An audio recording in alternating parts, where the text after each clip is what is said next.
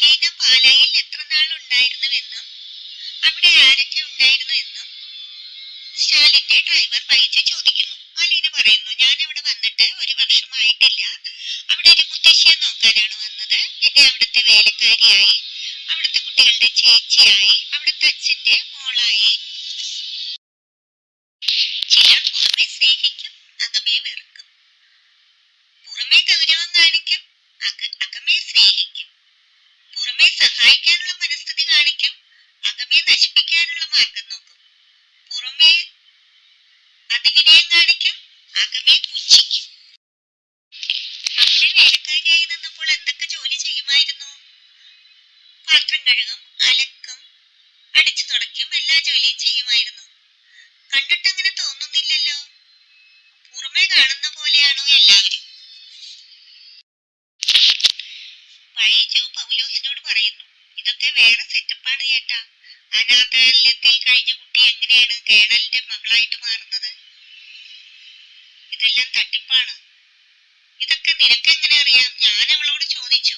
അവൾ ആദ്യം ചോദിച്ചപ്പോഴൊക്കെ ഞാൻ പറഞ്ഞ് ഒഴിഞ്ഞു മാറാൻ നോക്കി. ഞാനാരാമോ, ഞാൻ വെറുതെ വിടുമോ? കുത്തി കുത്തി ചോദിച്ചപ്പോൾ അവൾ പറഞ്ഞു, പാലായിൽ ജോലിക്ക് നിന്നതും അനാഥാലയത്തിലായിരുന്നു എന്നത്. നമുക്കിത് പൊളിച്ചെടുക്കണം. കേണൽ സാബിന്റെ ഭാര്യ വീട്ടിലും കേണൽ സാബിന്റെ വീട്ടിലും ഇതിനെ കുറിച്ച് പറയണം. ഞാനൊരു കാര്യം ചെയ്യാം, ഔതക്കുട്ടിച്ചായനെ വിളിച്ചു പറയാം. ഔതക്കുട്ടിച്ചായനെ ബൈജു വിളിച്ച് നുണകളൊക്കെ പറഞ്ഞു കൊടുക്കുന്നു. ബാലചന്ദ്രൻ വീട്ടിലെത്തുന്നു. ബബിതയും കൃഷ്ണമോളും അലീനയെ കുറിച്ച് അന്വേഷിക്കുന്നു. അലീന ചേച്ചിക്ക് സങ്കടമായിരുന്നു അച്ഛാ കൊണ്ടാക്കിയപ്പോൾ. ഞാൻ എന്ത് പറയാനാടി മക്കളെ, ഇവിടുന്ന് പറഞ്ഞയക്കുന്നത് തന്നെ സങ്കടമായിരുന്നവൾ ഒരു പരിചയമില്ലാത്തൊരു സ്ഥലത്ത് കൊണ്ടുവന്നാക്കിയാൽ പിന്നെ വിഷമമാകില്ലേ? അവൾക്ക് നല്ല സങ്കടം ഉണ്ടായിരുന്നോ എന്ന് ചോദിച്ചാൽ ഉണ്ടായിരുന്നു, എനിക്കും. പിന്നെ പോയ സ്ഥലം സേഫാണോ എന്ന് ചോദിച്ചാൽ അതിലും സേഫായ സ്ഥലം അവൾക്ക് ഇവിടെ മാത്രമേ ഉള്ളൂ.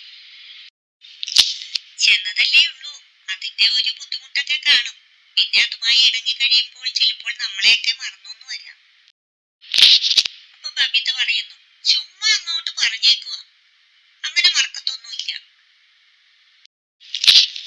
നിങ്ങളുടെ അമ്മ തിരിച്ചു വന്നെന്ന് കേട്ടു. എങ്ങനെയുണ്ട്? വല്ല മാറ്റവും ഉണ്ടോ? മാറ്റമുണ്ടോന്ന് ചോദിച്ചാൽ അമ്മയായിട്ട് തന്നെയാണ് തിരിച്ചു വന്നിരിക്കുന്നത്. അപ്പോൾ കൈതക്കൽ മാളിക വീട്ടിൽ കുഞ്ഞിരാമമേനോന്റെ മകൾ വൈജയന്തിയായിട്ട് തന്നെയാണ് തിരിച്ചു വന്നിരിക്കുന്നത് അല്ലേ?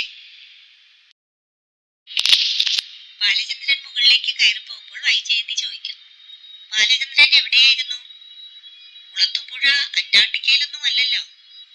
അവളെ പുതിയ മുതലാളിയുടെ അടുത്ത് കൊണ്ടുവന്നാക്കിയത് ഇന്നാണോ ഇന്നലെയാണോ? ഇതൊക്കെ ചോദിക്കാൻ നീ ആരാണ്? നീ എന്തിനതൊക്കെ അന്വേഷിക്കണം? എനിക്ക് അന്വേഷിക്കേണ്ട ആവശ്യമുണ്ട് എന്ന് വൈജയന്തി പറയുന്നു. നീ ഇതിനു മുമ്പ് ഇവിടുന്ന് ഇറങ്ങിപ്പോയിരുന്നല്ലോ, ഞാനത് ചോദിച്ചില്ലല്ലോ. നിങ്ങൾ ചോദിക്കണമായിരുന്നു, ഒരു ഭർത്താവിന്റെ കടമ അതാണ്. ഞാൻ എങ്ങനെ ചോദിക്കാനാണ്? നീ എവിടെ പോയെന്ന് എനിക്കെങ്ങനെ അറിയാം? നീ ഇതുപോലെ കയറി വന്നിട്ട് പറഞ്ഞിട്ട് കാര്യമില്ല, വല്ലപ്പോഴും കയറി വന്നിട്ട് പറഞ്ഞിട്ട് കാര്യമില്ല. ഞാൻ പോയത് പറയാൻ എനിക്ക് മനസ്സില്ല. ഇപ്പൊ എനിക്ക് മനസ്സിലായി, പറയാൻ പാടില്ലാത്ത സ്ഥലത്താണ് പോയതെന്ന്.